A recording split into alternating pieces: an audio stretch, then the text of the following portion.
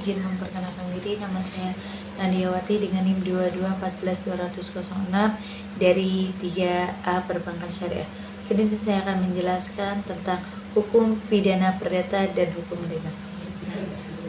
Apa sih sebenarnya pengertian dari hukum pidana?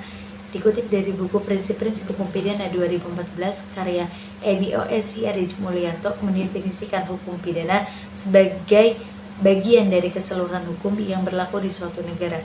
Hukum ini mengatur ketentuan tentang perbuatan yang tidak boleh dilakukan, disertai ancaman pidana bagi barang siapa yang melakukan, kapan, dan dalam hal apa kepada mereka yang telah melanggar larangan itu. Dapat dikenakan sanksi pidana dan dengan cara bagaimana pengenaan pidana itu dapat dilaksanakan.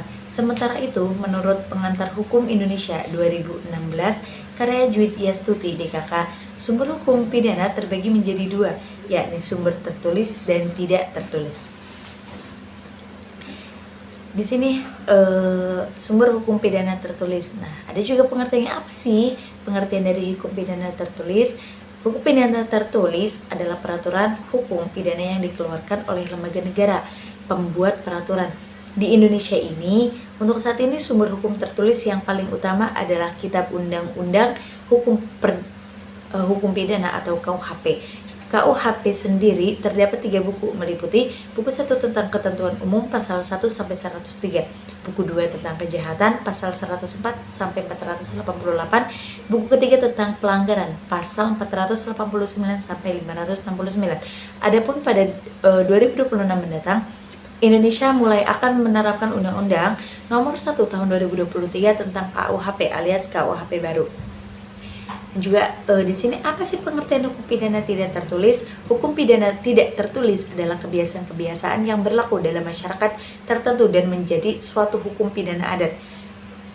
Dan juga apa itu hukum pidana? Pengertian dan sumber hukum perdata sementara itu seperti dalam Pokok-pokok Hukum Perdata 2005 mendefinisikan hukum perdata secara luas sebagai semua hukum private material, yakni segala hukum pokok yang mengatur kepentingan-kepentingan perseorangan.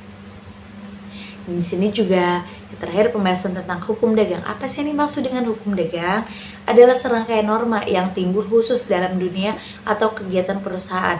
Norma itu bersumber pada aturan hukum yang sudah dikoditifikasikan, yaitu Kitab Undang-Undang Hukum Perdata dan Kitab UU Hukum Dagang maupun luar kodifikasi.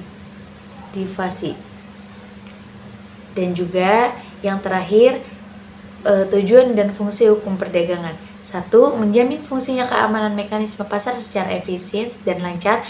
2. Melindungi berbagai suatu jenis usaha, khususnya untuk jenis usaha kecil menengah (UKM). Dan yang terakhir adalah membantu memperbaiki sistem keuangan dan perbankan. Mungkin itu saja yang bisa saya sampaikan. Kurang lebihnya saya mohon maaf. Terima kasih. Wassalamualaikum warahmatullahi wabarakatuh.